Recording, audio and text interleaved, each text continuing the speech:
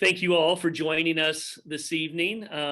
As many things in 2020 look differently, our listening and learning tour is definitely going to look different than it has in previous years. If you're not familiar, what we've done since I've been here 2.5 years ago, I guess we're in year three, about halfway through it.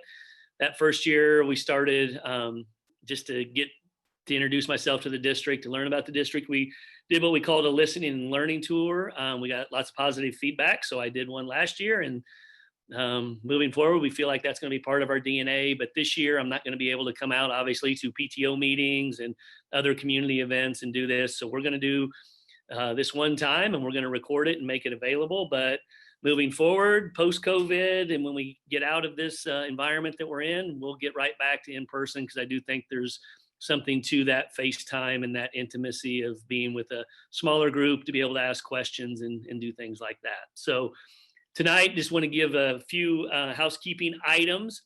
So we are using the question and answer button tonight, and the cabinet is on here tonight to kind of monitor and answer questions. You know, they might stop me during the presentation and answer a few questions. If we don't get to everything, we will get a report at the end, and we'll follow up with everybody as needed. So with that, Beth, did I forget anything? We ready to go?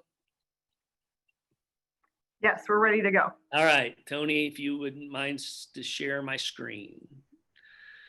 So when you look at the title here tonight, we've been talking about skills and growth mindset since we've been here for the past 2.5, 3 years about what do we want to do for our kids. And I can't think of a situation that highlights the need to have a growth mindset, to be flexible, to be able to pivot than this pandemic. This pandemic has required all of us to have a growth mindset, to be flexible and make sure that we're not living in a black and white situation, because what we've all learned during this pandemic is there is no black and white, and things can change overnight, and they change quite regularly.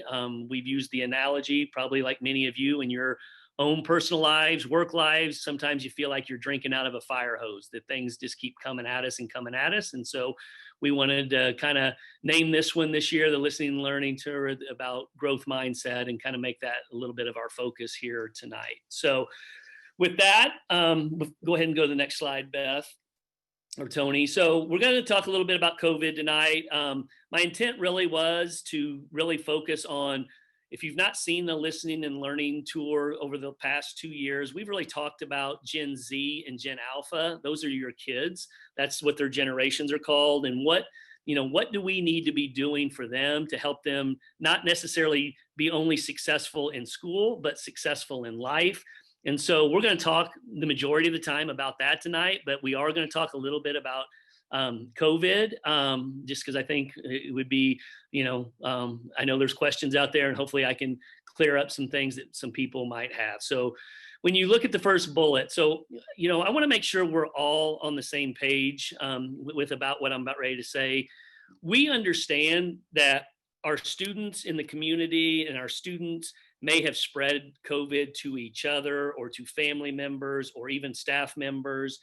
But I want to be clear that what we are seeing with our 5 mitigation strategies, and this is what the majority of school districts are seeing around this region, around this country, and then also specifically in Germany as well. They're not seeing in classroom transmission. So yes, we've had some cases where students may have transmitted it in an activity outside of the classroom. We may even have had adults eating lunch together that maybe have done that. But even in those cases, it has been very minimal. And I'm going to use an analogy, and it's not my analogy. This comes from Dr. Newland. You can go check him out. He's a pediatric infectious doctor, a disease doctor for WashU.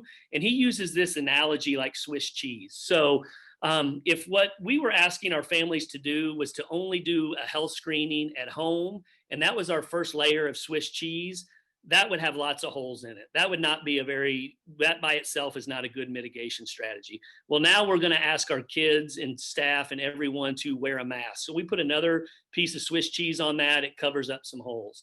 Now we're going to do our best to socially distance our kids, keep them, 3 to 6 feet apart. That's another layer of Swiss cheese that will cover up some holes. Now in classrooms that maybe don't have operable windows, or they can't open their windows, or people that just requested it, air purifying systems that we've put in classrooms, portable air purifying systems. That's another layer of Swiss cheese. Then when you add in plexiglass in certain situations and places in classrooms where we feel like that's necessary, that's another layer of Swiss cheese. And when you start thinking about those mitigation strategies, what we're hearing is schools are probably one of the safer places to be, because we are requiring all of those things. Not all of those things are in place when people are out in our community interacting, whether they're, we can't go into a restaurant anymore, but when you were going into a restaurant, or you were going to a social gathering, or you were doing those kinds of things. So, want to make sure we're clear. We're not saying that there hasn't been any of that, but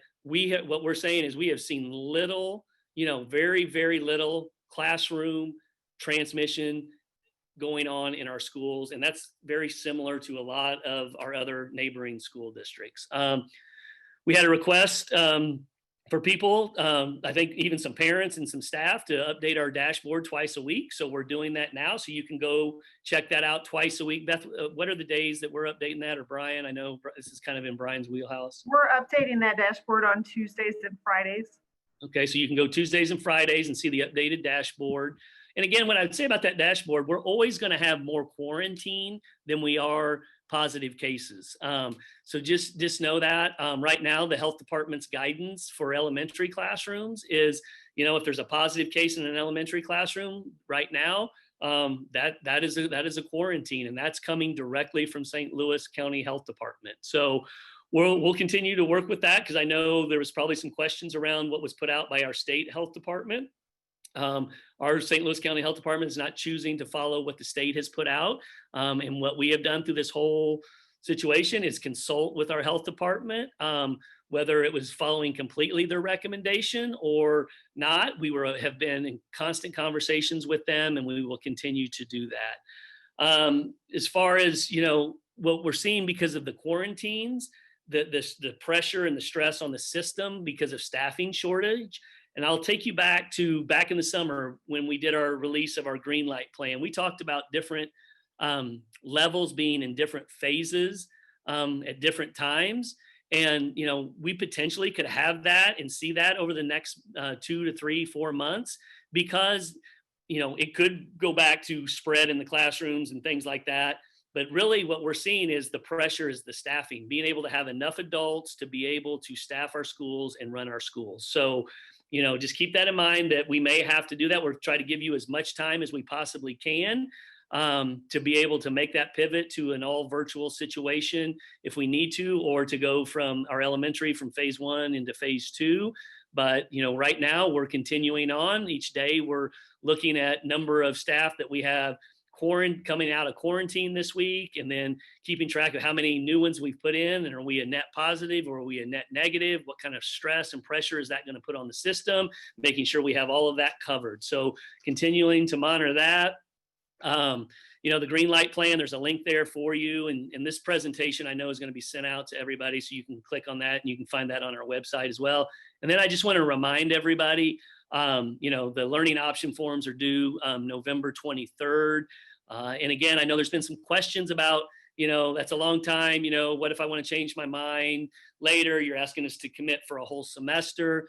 Well, the stress that it puts on the system to have people going back and forth, it's not manageable. And I know we've said this, and I said this, Tara has communicated this in some of her webinars, and we've said this publicly. If you want the less disruptive potential environment for your kid, ARC is the answer, because there is a real possibility that we will be moving potentially from phase to phase second semester, or even this semester as we're closing it out. We just have to keep monitoring the situation and the data daily.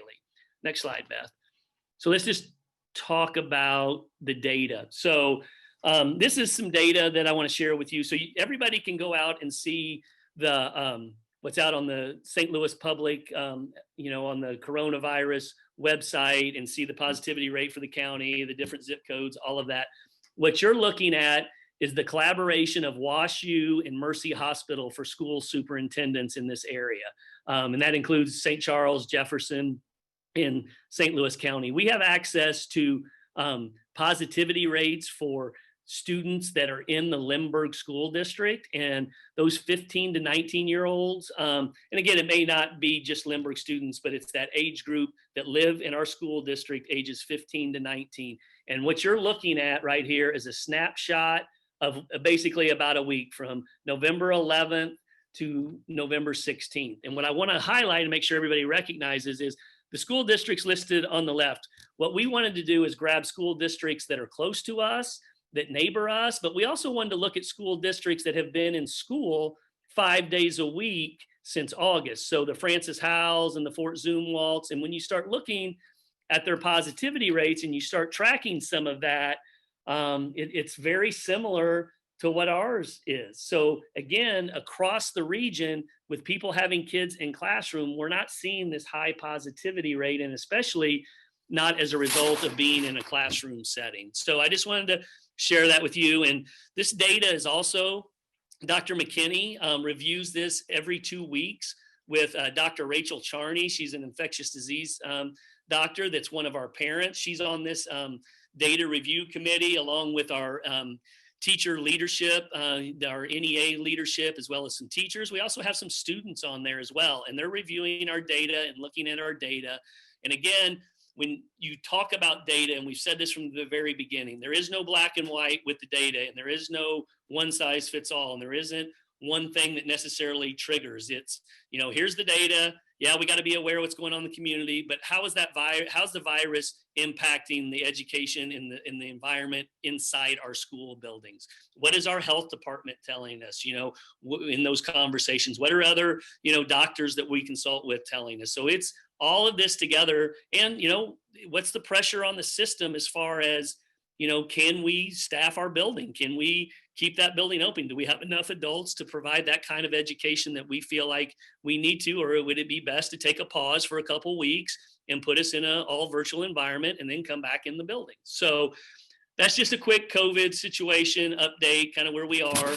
I just felt like it was important that I kind of highlighted some things that we keep hearing that we want to make sure that we clear up, and that our community has a clear understanding of what we're seeing and where we are with things. So with that, I'm going to go to the next slide, and we're going to talk a little bit about our Compass plan. So we established in our first year, we did a strategic plan. So 2.5 years ago, we engaged the community to help us set a 5-year plan, or help us set 5-year goals for us to work on and to achieve. So we got community input. We had kids involved with that, teachers, staff, business leaders were involved with that. And what came of that was our why, excellence in learning, designing the future, and then our how, we're going to do that through creative, personalized, innovative learning experiences for our kids. Next slide. So we have standing goals. These goals are our 5-year goals. And underneath these goals, we have action items that we call our Compass plan, and they sometimes change from year to year, and sometimes something may stay the same. And if you've heard me speak about our work, you've heard us talk about investigate, research, implement. That is how we organize our work. So if there's something that we want to do in the academic area, first we're going to do a little bit of investigate, probably a 30,000 foot view. What does that look like? Then the next year we're going to research it, dive into it, and then we're going to implement it. Some things might stay in implement for 3 or 4 years. Some things, we may investigate and put it in research, but after we research it a little more, hey, it's not for us, and it comes out of that. So there's a clear process and a good amount of time in there for conversation to make sure it's the right thing for us. So all of these goals are organized that way with different specific items underneath them to support the overall arching goal. So there's our academic, facility, and resource. Next slide. And then we have a talent, which is our HR, and then communications. So those are our Compass goals that we've been working on from first year, and that'll last us for the next 2.5 years. So we're about halfway through this strategic plan in this Compass. Next slide. So the first year we asked you one word that describes Lindbergh. This is what came of that: community, family, and excellence. We added the flyers in there. So next slide. Last year we asked you What's one word you would use to describe student success? And, you know, the biggest one that kind of jumps out there is looks like confidence and growth, which are really important. But I want to focus on the happiness piece. I sometimes think we forget that. You know, one of our success measures, and you're going to see them here in a minute, is student satisfaction. And I really want to make sure that we don't forget that we need together with our families be raising healthy, happy kids that can go on and make tremendous difference out there in the world and set them up for success. So, you know, that happiness is really, really important. And we need to make sure we're very conscious and mindful in our schools on how we're going about achieving that with our students. Next slide. So back to that first year I was here, we asked you success measures. What are things that we need to be focusing on? What are things, community, that if we're doing and we're being successful with these things, that you feel like we're meeting the mark on what your expectations are for us? And the first one is high quality teachers, making sure we have high quality teachers in the classroom. The next is the social emotional well-being of our students and staff. And I can't emphasize right now the importance of that with us being in this pandemic with our staff as well as our students and our families at home. The mastery of the 4 C's, again, as we talk about Gen Alpha tonight and Gen Z, having a skill set and having the 4 C's, just a quick reminder, that's creativity, critical thinking, communication, and collaboration. Being able to have those 4 skills should be able to help set our kids up for success. Personalized learning for students and staff. Again, not a one size fits all. How do we meet kids where they are? How do we meet our staff where they are? Staff are in different places in their craft and where they are. Students are as well. So we're going to highlight some of our work that we've done around that tonight. And again, by no means have we arrived. We still have lots of work to do in this area, but we feel like we're making really good progress with that. And then back to that student satisfaction is number 5. Next slide, please. So the first year and last year, you've seen this chart. This is an updated version. And on here are the characteristics and things that we need to know about our Gen Z and our Gen Alpha. And just to be clear, our Gen Alpha kids are like our 10 and 11-year-olds, and our Gen Z kids are the kids that are older than 10 and 11. So those two generations are who are in our schools right now. We're going to historically, we've kind of tried to look at this slide as a whole, but we've pulled some things off of this slide and some next slides that we can see a little more detail and have a little more conversation. So if we go to the next slide, this was on the previous slide. So we thought this was important for our parents and community to see that, you know, I'm a Gen Xer. So 1 in 4 of us got an undergrad degree. I know a lot of our parents may be Gen Y. 1 to 3 of them, but you start looking at our Gen Z. We don't have enough data yet on Gen Alpha, but 1 and 2 will have some type of undergrad degree. And again, I highlighted this last year, and I just think we got to keep this in the forefront of how we're educating our kids, that if we continue to educate them like you and I were educated, I don't believe we're going to set them up for successful lives when they have to have 18 different jobs, potentially 6 careers and 15 different homes. Again, you got to have a mindset to be able to do that. You have to have a growth mindset to be able to do that. You have to be flexible. If you're in a fixed mindset and that's what's going to be asked of you in the future, you may struggle. So we really have to emphasize that growth mindset. Next slide, please.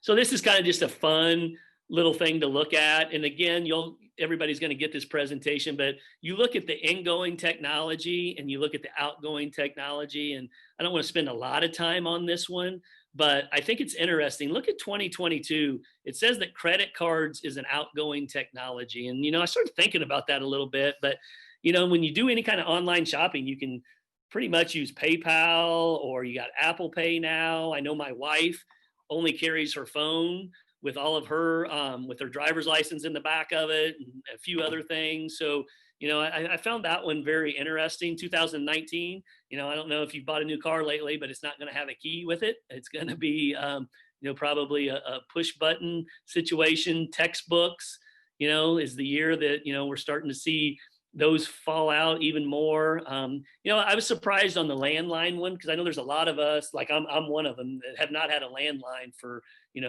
quite some time, but that's probably a good number. About 4 or 5 years ago, people started doing away with their landline. So that's just kind of a fun look at the generations and the timelines of what our kids are seeing and kind of the technology maybe we grew up with and it's starting to fade away, and what's the new technology coming that, one, we as adults have to be aware of, but two, our students are entrenched in. So next slide. And this just is a breakdown of the different characteristics of all the generations, which we think is important just to kind of take a look at how it's evolving. What I really want to focus on is kind of the learning or leadership style of each generation. So when you look at the baby boomer, and a lot of us Gen Xers, and I know we have probably a few baby boomers out there, it was all about the teacher. It was about us sitting there and consuming information. Well, it started to change a little bit with Gen X. But again, I think back to my schooling and all of that. It was a lot of me sitting and getting and not being real active in my learning. And then it started to change a little bit with Gen Y. Gen Y started to demand a little bit more guiding. They want to be guided in their learning. And then it's really started to move to what I call, between Gen Z and Gen Alpha, this coaching, this kind of mentoring. So when you look at where the leader, or what I would say in this case, the teacher is, it's kind of the guide on the side. That's what we want. We want teachers to provide a certain amount of information and then allow kids to personalize that in some way in nature to demonstrate, hey, I've mastered that, or I've learned that, instead of the simple, rote memorization, spit it back out on a test kind of situation, that you and I grew up doing. So when you kind of look at that, it definitely illustrates the characteristics of our Gen Z and Gen Alpha. Is they want a teacher that's more on the guide on the side instead of me sitting there and being a consumer of information. They want to be involved in that information and have that kind of personalized to what their needs and their characteristics are. So, and then down at the bottom is kind of just a fun thing, baby boomers, VCR. I remember that as a kid growing up, and then here came the internet, and then you got devices, and now everything's streaming. I don't know if I have it. I don't have a cable box. We cut the cord, and everything we do is a smart TV, and we stream everything. So, next slide, please. So we shared this with you last year, and we have a Forbes list of top skills that kids or the workforce are going to need in the future. And again, this just highlights the importance of those 4 C's: the critical thinking, the creativity, the collaboration, and communication. When you look at 2015, basically 5 years later, you look at where creativity's jumped up to, and you're going to see where creativity is on the Forbes on the next slide. But I did want to highlight, in green, we kind of, we've highlighted the 4 C's, but other things that we're working on that show up with the social emotional and some other work that we're doing about a growth mindset are highlighted kind of in that green category, that those are important as well. And so how do we kind of create this, lack of a better analogy, make the sausage? How do we put all that in there and design a student experience that helps us develop these skills in our kids so they can be successful in life? Next slide, please. So this is from Forbes, future of work, creativity, number 1, and you saw where it was on the last one, critical thinking and communication. Again, we've kind of highlighted in green, some of the other things that are really, really important that we have embarked on.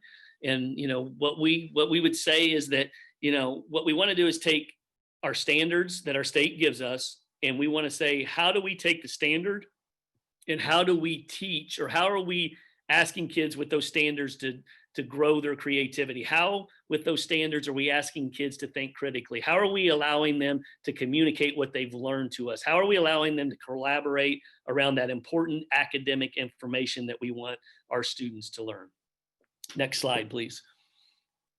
And again, we put this in front of our teachers as often as we can, and we ask this simple question: who are your lessons designed for? When you reflect on your lesson design, does it reflect more for meeting the needs of a learner of a Gen Xer, or are you meeting the needs of a Gen Z and a Gen Alpha that's walking through your door every single day? And I just want to highlight a couple of things. When you and I, most of us were in school, it was all about the curriculum. It was very curriculum centered. Now it's more about learner centric. How do we make sure kids learn what those essential learnings, but then how do we help them find their passions and help build their interest and develop that in a learner centric environment instead of just always about the curriculum. What are those standards? What are those essential learnings that we know they need to have, but then how do we allow them to personalize that and find their passions and what motivates them and what drives them. The other thing is, it's more about a facilitator. Again, back to that guide on the side from that previous slide where we talked about Gen Z and Gen Alpha want more of a coach and a mentor, where you and I had more of a teacher. So we're asking our teachers, is it more about you, or is it more about you facilitating the learning of your students? You identifying as a teacher, this is critical for you to know and learn, but then you facilitate that learning process, giving kids more voice and choice in their learning. And we try to put this in front of our teachers as much as we can and just ask them to reflect on their lessons. Next slide. So with that, asking them to design then takes us into our outcomes. So when we think about that, we got to have outcomes. So here's what we're saying the kids need to learn and do. Here's what we're asking them to, how they should design it. And then with that comes the outcomes. And with those outcomes come, if you're creating real world problems for your kids in your classroom to solve, you're improving their creativity, their innovation, their critical thinking. When you allow kids to collaborate, you're helping them become a better global citizen. It helps with that social emotional piece, that emotional intelligence. Again, that flexibility, because if you got to collaborate with somebody and you don't always get your way or you get your idea presented, that helps you become flexible. And then this agency, the social emotional piece as well, identify your strengths, focus on your strengths. Don't focus on your weaknesses. Lead from a strengths point of view. Help them set goals. Help them back to this important academic information that they must learn is right there. So making sure they do that.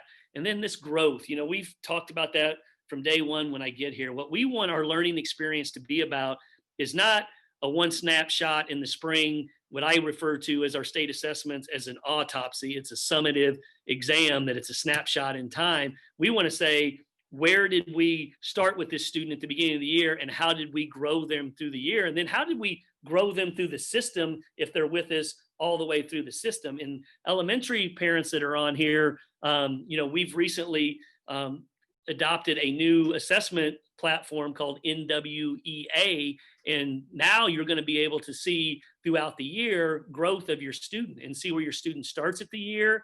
And periodically throughout the year, you're going to get a report that shows, hey, is my kid moving the right way? Are they stagnant? And what this does is, and I talk about this, and you've heard me say this before, if you've heard me speak, No Child Left Behind. Who got left behind and No Child Left Behind were our high performers. Because you know what? When we were just focusing on getting kids to be proficient on a test, then we knew those kids were going to be proficient. Now, with this assessment of NWEA, we can look at where our high academic kids are and how are we growing them. And we want to make sure that we're growing them as well as our middle and our lower kids that need a little more assistance at this time. So there's our learner outcomes. Next slide, please.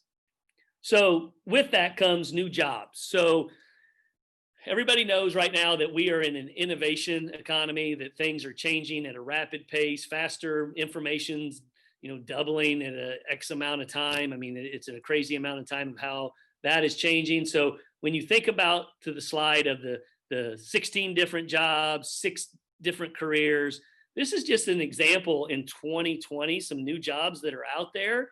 And I'm not going to go through all of these with you guys, but, when you look at these, the one that kind of intrigues me is this space tourist agent, and it's really, when you read about that, it's about, people being able to travel, space. That's going to be interesting to watch how that is. Urban farming, I think some of us have heard about that as well. I think we have some of that going on here in the St. Louis region as well. The one I also want to highlight, and this is a class, and Tara can correct me if I misspeak here, but we are developing a class around aviation, and it's going to be focused on, drone aviation. We visited a school district pre-COVID in Colorado called Cherry Creek School District, and they had a complete aviation program where they actually had an airplane, I believe, hangar, and had actual airplanes, and kids were working on piloting certifications and different things like that. And we're like, well, okay, we can't necessarily do that, but how can we fit something like that into our DNA. And when you think about goods being delivered, as we move forward in this gig economy, drones are going to be an essential part of that. You're going to start seeing more drones. You're going to see Amazon dropping packages off on your front door with a drone. So we're actually going to start a class with drone piloting and helping kids learn that. And Tara, do you want to just quickly say anything about that? Just that it's an integration of math and science, and a great example of how we can get real world experiences, career-based experiences for our kids. Obviously, it's dependent on having space, and the new high school is essential for that. But something we're really excited about, and our teachers are really excited about developing. Yep. Thank you. And then this blockchain developer, that to me indicates that also credit cards are going to go away too here sometime soon. So next slide, please. And then this slide, you guys have seen this before. This is a representation of organizations. And you've heard me say that, I think school districts are some of the worst at this, that we like the status quo and we don't want to challenge it very much. But I hope people that have followed this administration and this board over the last 2.5 years realizes that we are not afraid to challenge the status quo, and we're not afraid to challenge things that I would refer to as artifacts that people treat as absolutes. And there's very few absolutes even in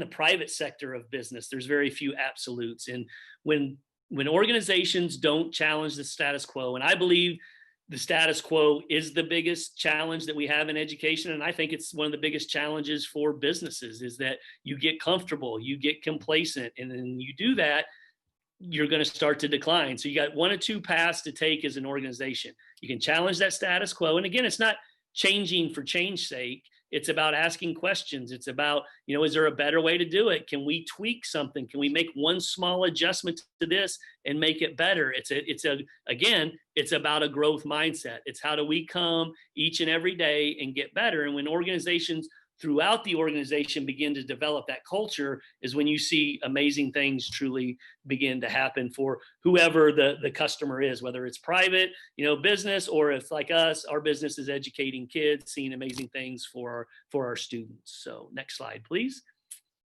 So our success measures over the last, you as a community indicated these 5 things we needed to focus on. So we're going to highlight some of that, and I may ask the cabinet to jump in and explain some of this work, since they are the ones leading it and have the intimate details to things. But I'm going to kind of run through these and then maybe pause and ask a cabinet member or two to maybe explain something that they would like to around their work that they've been doing the last few years. So next slide, please.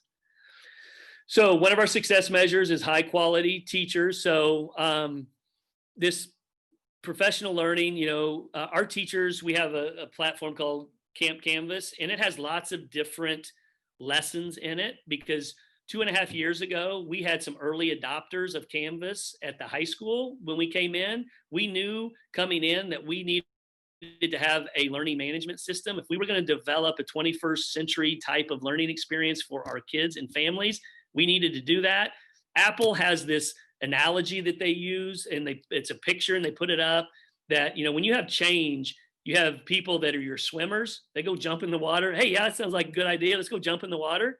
And then you got people that kind of stand on, and they'll jump in there even if there's sharks in the water. They're like, let's go. And then you got people that'll stand on the shoreline there and say, are those sharks going to eat those people, or are they going to be okay? Well, Canvas didn't eat anybody, so we've gotten really lots of movement towards that. And then in that analogy, in that picture, you got flagpole holders, people that are holding on, and I'm not changing no matter what. And every organization has those. And so we've built a platform in Canvas that allows us to have personalized professional learning for our staff and even for our families to help them navigate this learning management system that eventually will be K-12. Next year, we will have elementary all the way through the system. We will be on Canvas. And then, with the technology impact study last year, K-8 is our device of choice for as Apple products and the iPads for our K-8 students. So we've partnered with some Apple trainers there. And then, we've revamped our entire literacy program with Sunday. We came in with the help of some of our parents, pushing us and doing some things around that. We have revamped that, and we feel like we have a really strong, balanced approach of making sure that kids have that foundation. And then we also have to teach them how to love to read too. It's got to be both. It can't be either or. It can't be one or the other. It needs to be both. And then this equity, we have done some really good work as a school district the last few years. And I just want to highlight something that we've done this year. We have educational equity consultants. It helps do some training, and they've trained upper administration, and they've also done some board training. They've done building principal training. But this past year, we added a position to every building leadership team for somebody to have a lens of equity. And those folks on that leadership team, they went and got some training with our consultants. And so now we have somebody on that team that is sitting there, and every decision that every building is making has the lens of equity through that, to make sure that every single one of our kids feels like they're represented and that they have a seat at the table, because that's what we want for all Lindbergh kids, is to feel like they belong and that they have a voice and that they have a seat at the table, and they can go achieve and do anything and everything possible and imaginable that they may want to do in their lifetime. So Tara, that was kind of mostly you. Do you want to recap anything there that I missed? I think you covered it really well. I think that the key is to ensure that we have universal professional learning for our teachers, so we can assume that there's a baseline of expectations that's happening for all of our students and having high quality education. I do want to say about Canvas, I know we continue to get feedback around Canvas, and I just was looking at our middle school survey today, and a desire for Canvas to be more streamlined, more consistent. And I ask for patience for that from parents. Our teachers have done a ton of work learning Canvas in a very short period of time. So while we will get there, I know it's difficult for families when teachers are using assignments one way and modules another way, but we are continuing to work on making sure that's more consistent for you. Well, maybe this is a good time to talk about this. So we had planned, and I'm just going to use the technology. We had planned to roll out devices to our middle schools second semester this year. But with the pandemic, obviously that work had to get accelerated, and the Canvas work had to get accelerated. And so what, to Tara's point, is, this was all planned, and we had it laid out in a timeline of when things were going to go on. Elementary is actually coming on Canvas, right, Tara, a year earlier than what we had anticipated, correct? Because of COVID. And there has been, with our overall work, it has accelerated some of our work. And I'm going to talk about ARC a little bit later, so maybe I'll just wait on that before I talk about that. So jump down to number 2, why Lindbergh. HR has been doing a really good job of creating a marketing initiative around, hey, this is Lindbergh and this is why you need to be here. Compensation. When I came in, the board challenged us to make sure that we were compensating our staff and our teachers competitively around the county. We've made tremendous progress with that the last 2 years, from a completely brand new teacher salary schedule, and have been able to do some things. And I'm going to talk about the why we've been able to do that a little bit later in the presentation. And this next one, we are super, super proud of. Top Workplace Award. This is a third-party validation. The St. Louis Dispatch came in and did a survey and did all of that information that they do to identify top workplaces. And we, getting that award really demonstrates the kind of culture that we've been establishing, and that what is here within our school district with our teachers and our staff and our parents and our kids. And so we're just really proud of that. And then equity questions and topics. Every position that we interview for moving forward has those types of scenarios or those types of questions in them. Because what we want to do is make sure everyone moving forward that we hire believes that every kid is capable of being successful, and that every kid has a voice, and every kid is going to have a seat at the table. And, in every organization, there may not be people out there that think that or believe that. But what we can control is who we bring into the organization. And this is helping us to make sure we bring the right kind of people that you all want working with your students and your children each and every day. And then we've expanded our Ed Foundation has done a tremendous job of just really growing these last couple of years and expanding innovation grants as well. So Brian and Beth, anything there? I know, Brian, that recruitment's mostly yours. Yeah, I would say that Lindbergh's been blessed with having people want to work here, but we've raised the bar and we're more intentional about finding exactly the right people for this job, and then we have to keep them here. And we've got great data to show that not only are people coming to Lindbergh, but now they're staying rather than being here for a while and leaving mid-career. So so far the data shows a good campaign. And I think you said everything we need to say about the foundation, other than if you're on this Zoom right now and you supported our Lindbergh Schools Foundation, thank you for doing that. They're doing some amazing work to support our teachers. So we're excited about the expansion of the grant. Awesome. Next slide. Social emotional well-being. Curriculum materials. Second Steps is an elementary program that allows us to create lessons and do lessons with our students to help in this area. And then Character Strong as well. Development of success skills. You know, you've heard me talk probably ad nauseum. You're probably tired of me talking about it's important to have this skill set, the skill set, the skill set. But what we're in the process of developing is when a kid, you know, we all had a transcript that looked like it had my A's, B's, and for me, some C's on there probably, you know, so all of those, it was just a very basic. What we were going to create is some kind of portfolio that shows not only the academic success of our kids, but how did our kids live outside the classroom? Did they get some type of industry recognized, you know, credential? Did they, how many hours of community service did they do?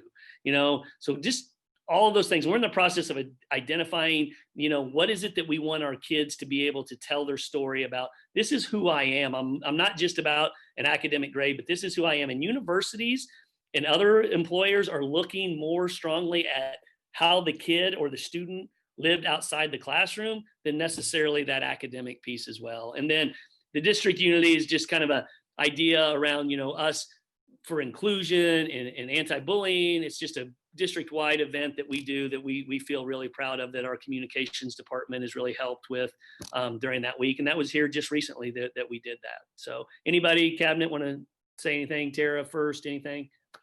I just want to say that one of the things as we were going into this year and knowing how we needed to make so many shifts due to COVID and reprioritize what learning looked like, one of the things that was really essential for us is that we kept a high priority on social emotional learning. We knew that that was essential this year. And while we could put some other things on the back burner, that was not something that could be put off for another year. So Second Step and Character Strong are both new resources at the elementary and the secondary level that are supporting our students in that development of how to be resilient, how to work through adversity, how to deal with challenging behavior, or not behaviors, but experiences, maybe behaviors as well.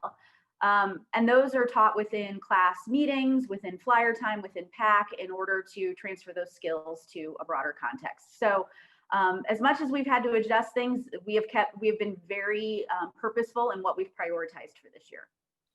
All right, next slide. So here's some examples of the 4 C's. So in that top left corner, Ozabot, it's a little robot that the kids program and code and able to make it follow a pattern. And so we just, you talk about an activity that highlights the 4 C's. All 4 of them are represented right there at our elementary school level with that coding activity. Down at the, over to the right, the integer storybook. So basically, you know, we've been, you know, you sometimes will see a content area overlap or do some cross-curricular activities. Very rarely do you see math and ELA cross over. And Tara, why don't you kind of just quickly just describe kind of what that process has looked like in our middle school? So one of the benefits of teaming, and it's something that we always try to use our time well for, is how we look at integrated activities. That when students are within one class, they're not just siloed within that class. How do we make connections between classes? Obviously, it's easier to do in some content areas than others. We often talk about the humanities with social studies and English being able to have collaborative experiences. But it's exciting when you can see things happen between math and English and start to have students build those bridges between those skill sets within both. So this is an example of where that happened within one of our middle schools, where students were applying their math knowledge and their storytelling skills all within one integrated learning experience. That's good. And then down below at the bottom, it's tech savvy, and it's called our Copilot. Some of you may have some direct experience with Copilot. It's a group of high school students that are running basically a help desk for our students and families. They're creating simple videos for simple problem solving. They're answering heat tickets. I heard from, I believe it was Dr. Cochran shared with me, or maybe it was Tara, I can't remember, that said, hey, the kids think that they can do more. So we're gonna increase that capacity there. But you talk about a true, authentic learning experience and taking kids that have a passion for that and letting them thrive in that environment to help the entire community. I mean, I can't think of a better real world example of learning and thinking outside the traditional ways of schooling than that. So we're just super, super excited about that. Tara, you want to say anything more about the Copilot program? I think you'll just continue to see it evolve. One of the things students are doing right now is creating tutorials that families can access. So rather than having to go in and actually do a help ticket, the content will be there for families who know, I have a problem with this, or I have a question about this. Okay, how do I problem solve through that on my own, as opposed to waiting for tech support to be responsive to me. So a lot of opportunities for our kids to really do, as Dr. Lake said, do something very authentic, very real, that's going to support our community. Awesome. Next slide, please.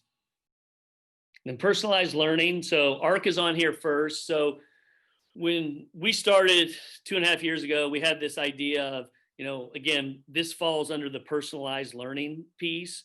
What we had envisioned is, how do we help all kids learn and have an environment or a platform that helps all kids be successful? All of you out there know not every kid is successful in a virtual environment, but there's some of you out there that know my kid's really successful in a virtual environment. We also have the idea that, if we can create a virtual environment and have online classes where kids can demonstrate mastery, let's say in some of their core classes or their required classes they have to have for graduation, and they can do that on their own time or outside the normal school day, and then allows them during their normal time to take more of their passion. So if I'm a science kid, I know at our high school we have kids that are really passionate about science, and they don't always get to take the science classes that maybe they want. So ARC was going to become part of our school district DNA over time, and we were building it and building it. Well, you want to talk about a rapid acceleration of work. ARC is a perfect example of how we had something in the hopper, in a little more than ideation, I would say. It was moving, and then to full implementation. I mean, we had to do it. And so Tara, and I'm going to do this publicly, and I've done it before, Tara and her team, absolutely amazing what they've done. The teachers that were involved with that, the parent input, all of that was truly amazing to see that come together.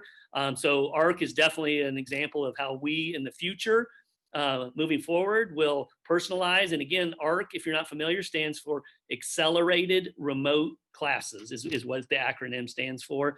And then we've got into this must do, may do. And again, that's about the may do is things that you may get to do, but the must do are those standards, those core essential learnings that every kid must do this, must be able to demonstrate that they've mastered this. And then you get those may do's. You may do this. So that's another example of personalized learning, because the may do's could look differently for each kid. Missouri Connections is a college and career readiness to help our kids begin to identify in the middle school age what their passions might be. And again, passions change and things like that, but it's a great way for kids to learn and explore about what they might have an interest in. I've talked about NWEA a little bit. It's a assessment platform that demonstrates growth over time with students.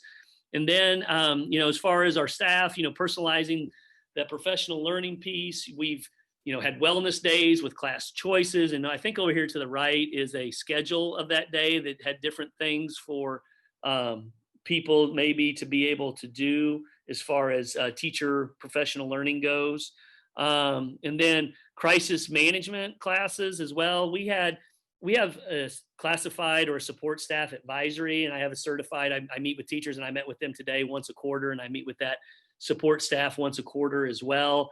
And what came out of that was some from of our receptionists or our front desk people in our schools about, sometimes I have to de-escalate people either on the phone or sometimes even in person because they're upset and don't really know how to do that. So we heard that, we responded to that, and we did some training around that for them. So again, just this idea of where are our employees, where is our staff, where's our workforce, where are their needs, how can we help grow them, not as a one size fits all, but how can we meet them where they are and where are their passions and where can we help each one of them grow and reach their potential as well. And then investing in student technology, I think that speaks for itself, what we've done over the last, few years. And then this Lindbergh Speaker Series, it's amazing. We had planned to do this in person when we had the brainchild of it.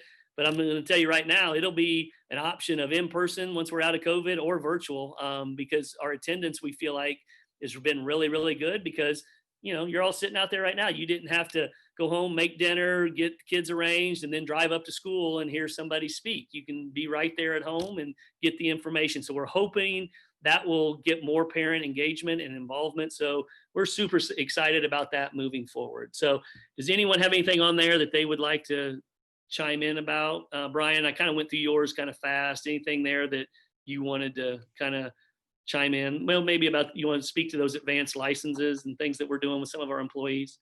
Sure. Just we do a great job of supporting our certified staff with tuition reimbursement.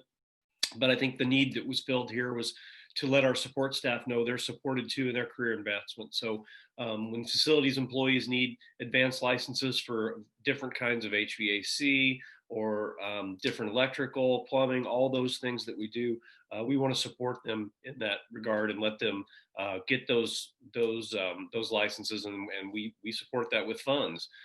Same goes for our clerical folks, communications, HR department. There are advanced certifications and degrees that classified people can get, and we want everyone to feel like they've got a place here at Lindbergh that they can advance in their career and become a better professional and more of an expert in their field. Awesome. Next slide, please. Student satisfaction.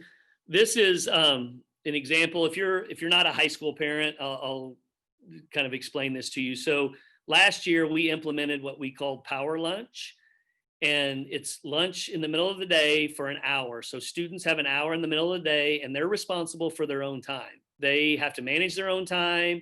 Our teachers are available. They have what we call office hours. Teachers also have an opportunity, obviously, to eat lunch during that time. So some teachers, the first part of lunch, are in their office for office hours, and then the other part, they are involved, with kids, or they're eating their lunch. And so what we did is our Youth Truth Survey data. So what you see to the right, the first dot, is pre-Power Lunch at the high school data around relationships, culture, and belonging and peer collaboration. After Power Lunch, you see how it went up. So we were super excited about that. And what we saw was during this time, we allow clubs to meet. So for instance, if let's say you're somebody that does a sport and a club always meets after school, well, you may have an interest in, let's say, the FLBA,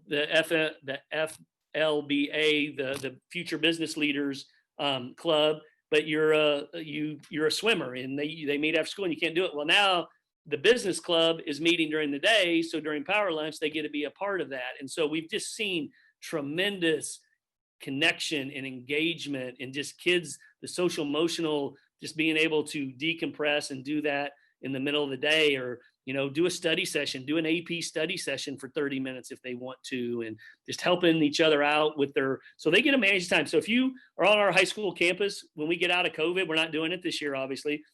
When we're not in COVID, you come up there, it looks like, a work campus or a college campus. Kids are going everywhere. They're responsible for their time. It's, we always say, hey, we got to teach kids responsibility and how to manage their time. Well, when during the school day do we allow them to do that in their 5-minute passing period? No. So we've seen tremendous results from this. And so with that, Tara, I don't know if you want to kind of share anything about Power Lunch there.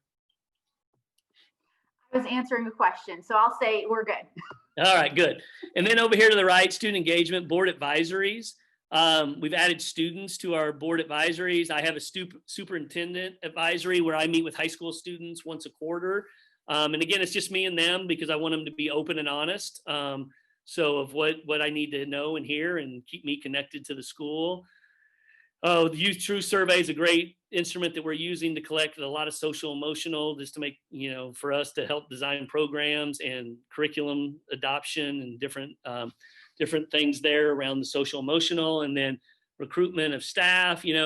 We've heard from our students that say, I'd like to see people that look like me represented in different positions within our school district. And so Brian and HR have really strategically gone after that and really tried to be purposeful about our work and mindful about that to make sure that we do have our staff does represent what our student population looks like. And so we feel like we've done some really good work around recruitment of staff here in the most recent years. Brian, you got anything around that you'd like to share? Nope, well said. Thank you. Yep, next slide.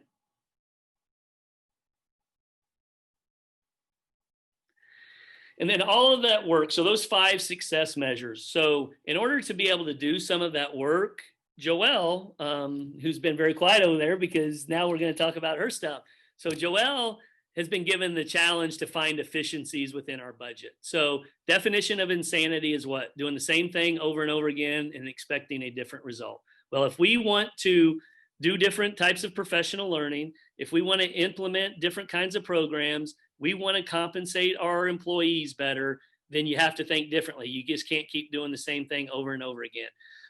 The hybrid, so we've adopted what we call a hybrid, zero-based budgeting process. And so in year 1, roughly $500,000 of repurposed savings. Year 2, another roughly $500,000. So that's $1 million over the last 2 years that we were spending money a certain way that we've been able to continue to either one, abandon whatever we were spending the money on, or do it more efficiently and save money and repurpose those dollars back into program development, professional learning, and compensation.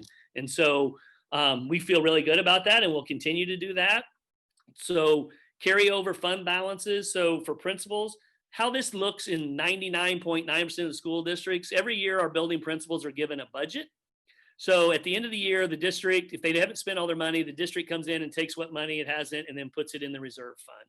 Well, what we decided is, let's give our building principals and our teachers and leadership team and even our kids, that have a voice in that, to do some projects that they want to do in their buildings. And so that we've allowed them to carry over their fund balance to do certain projects. And we just feel like that's more ownership. And the thought is, if any of us want to go on a vacation, what do? We save our money, right? If we want to buy a new car, we either save up enough money to pay for it, or we save up enough for a down payment. If we want to buy a house, same thing. Well, why wouldn't we run our school buildings the same way? If our principals and our teachers have desires of things that they need or want in their building, why not let them save their money and then go do and buy those things instead of us bringing it in here? And what you're going to see is hopefully that our buildings will not become in the state in which they were when I got here 2.5 years ago, with equipment that needed to be replaced and infrastructure not great, and not having a plan to be able to necessarily take care of our facilities. And we are in the process of developing a master facility plan for every campus in our school district. And so with that, we also looking for some other efficiencies. So just because we've had services, we've had a contract or a service with somebody for 20 years, 10 years, we have to get out of that mindset. Those need to be looked at every 3 to 5 years. We need to put it out for bid every 3 to 5 years, keep competition there, make sure we're getting the best competitive price. And we've started that process. We had our legal team or attorney for this school district had been here forever. I think maybe since school district opened, I don't know. It's been here forever, a long time. And we put that out to bid, and not that they were doing a bad job, but we just felt like the competitiveness, we switched. And so that's important to do that. And we'll do that again with this attorney, in the next 3 to 5 years as well. So transportation efficiencies, Joelle's been doing a tremendous job around that. There are lots of dollars to be saved and repurposed around how we transport kids in the school district. And you've seen some of that. this year that were in the plans already. And then COVID kind of we had to accelerate those a little bit because of COVID. You've seen the safety and security improvements. And then this strategic partnership. So we call this kind of a blended outsource.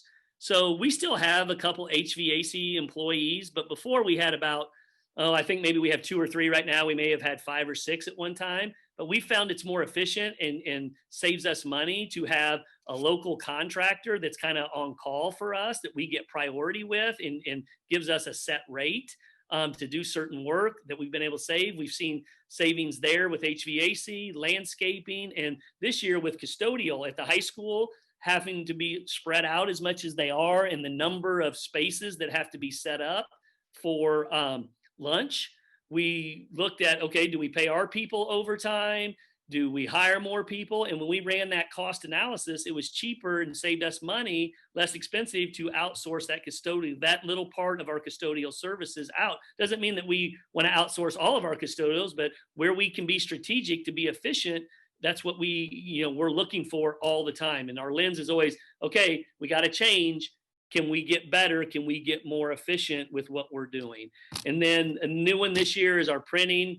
We're removing, we told them the teachers, we wouldn't just go rip them out of their classroom, but the individual printers in classrooms, anyone knows anything, that's a very expensive way to print documents. So we have placed larger printers strategically throughout the building where our employees can send something to that printer and it prints. And what's awesome about that is you walk up to that copy machine and our new ID badges, you just scan that, it scans it, and then it releases it to print so they can grab it and they can print anywhere. So let's say you were going to do a presentation and you're a long teacher, but you're coming to central office to do something.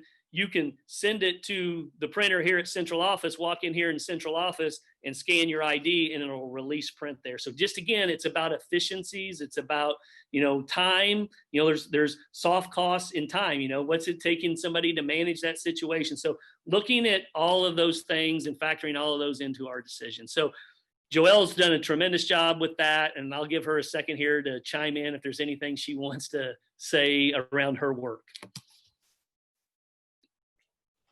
I would just say, doing this type of projects, it takes more time, but it really pays off in the end, because it's something that can be carried forward in future years and saving money. So, this isn't the easiest thing to do, is to keep looking for the next efficiency and looking for the next, not being status quo with how we run operations, but it pays off in the long run. So we're still continuing, like we won't stop. Yep. Well, and I would just say a lot of school districts, what they do is they roll their budgets and they had it 25,000 in that line item last year. They get 25,000, or, hey, we're going to increase everybody by 1%, whether there's a need or not. And we've told our people, I know Tara's kind of done this. She's looked at her budgets, and some years she may have more in professional learning because there's some big initiatives that we need to do more around. And there's some years that, hey, we can be a little lighter. So let's look, can we get some more equipment or different things in the building? So again, it's not just, I got this and I continue to get it. It's every year. It's what are your needs this year? What are your plans for this year? Where does your money need to be budgeted? And where can we repurpose that if we need to? So next slide, please. And tying this to our compass goals is very important too. So yes. That's a really big step that we do, make sure it ties to that. Yes, it is. And then last year's listening and learning and the first year as well, and we're going to do it again. We're going to put a survey out there for you as well. Again, we asked 3 questions. What are things that Lindbergh does well that we need to keep doing? The bolded things, Beth, correct me if I'm wrong, or things that have shown up both years, correct? Yes, that's correct. Yeah. So you look there. So community engagement, communication, excellent teachers, academics. So that's kind of all showing up there again. The extracurricular option, that's good to see in there. Innovation learning, I love to see that showed up in 1920. So it means that we're making some progress there of doing school different than what all of us on this webinar what our student experience looked like. So that's good. Next slide.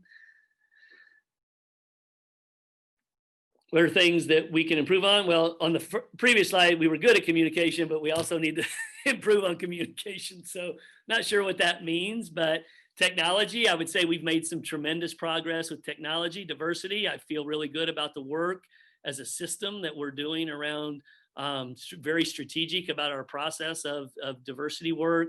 Our facilities, we got a plan for that. We feel good that we're getting better there. Social emotional, safety and security, I feel like we're getting better there as well. So the safety and security, just so you know, an example of that is with the new high school and then the new secure entries at Crestwood, Long, Sparing, Kennerly, and Truman. Well, in this newer iteration, there's what we have it called as a transaction window, where people slide their ID underneath it, and it's actually bulletproof glass. It's not ballistic rated glass. There's a difference. And so what we're going to do now is go back to our 3 secure vestibules we have and retro those, so we have that same standard across all of our schools and our system. So I think it's really important that we're really looking at that lens of equity on all of our campuses, and that's what our facilities master plan will be, because I know we have 3 elementaries that don't have they don't have a separate gym and a cafeteria, and that's something that we need to address probably here in the future pretty soon, so we can do that. So we're looking at all of those different kinds of things. And then things that we need to stop doing is the next question. Again, 2 years in a row, focusing on test scores, and bring your own device. I think we've killed the bring your own device, right, Tara? I think it's dead, right? We can throw some dirt on it. So anyways, and then next slide. And then in the survey, you're gonna have an opportunity to answer those 3 questions again. Beth will put that out for everybody. Oh, it looks like she may have put the link in the chat. Did you do that? Is that? Yes, I just shared the link in the chat. So you'll have an opportunity to do that. And then this year, the one question or the one word we're going to ask you is this. Go to the next slide, please. What is one word you think of when you hear the term growth mindset? Be very curious what people think of that one word when they hear the word growth mindset. So with that, Cabinet, anything you'd like to share before we kind of wrap this up? Well, I personally, on behalf of myself and the board and the administrative team and cabinet, I just want to thank you, parents. I know this has been probably the most challenging times you've had in your life, and we appreciate your partnership, your patience, your understanding. I know sometimes you look at it and you go, okay, I'm not sure about that, but the trust, we really appreciate that. And just know that we have your students and your family's best interests at heart, and we welcome conversation, we welcome feedback, because that's how organizations and communities get better, and how they do amazing things for what's most important is our kids walking through our door each and every day. So thank you, hang in there. Hope you guys have a tremendous Thanksgiving and holiday season coming up. Just be safe, be healthy, and just we'll see you all soon, hopefully in person soon. So have a good night.